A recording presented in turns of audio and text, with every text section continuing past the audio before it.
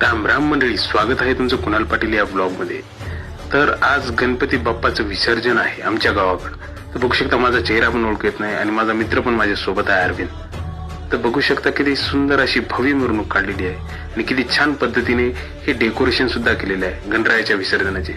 आणि आपण जसे वर्षाला आपण वाट बघतो आपला गणपती बाप्पाची, आणि त्याच पद्धतीने भाऊक पद्धतीने विसर्जनाच्या दिवशी संपूर्ण कार्यकर्त्यामध्ये हे भाऊक असा क्षण असतो, तर तो एका कार्यकर्त्यालाच ओळखू येईल। तर बघू शकता आता गणपतीला ट्रॉलीतून खाली काढलेला आहे आणि गणपतीची आता आरती करून लगेचच विसर्जन। आणि गणपती बाप्पांनी सर्वांना सुखी ठेवावे हीच माझी आणि संपूर्ण जणांची इच्छा। आणि आरती पण झाली आणि आरती झाल्यानंतर लगेच गणपती बाप्पाचं विसर्जन होणार आहे। तर खूप असा भाऊक हा क्षण आहे। तर माझं एकच मागणं आहे, गणपती बाप्पा पुढच्या वर्षी लवकर या आणि सर्वांना सुखी ठेवा।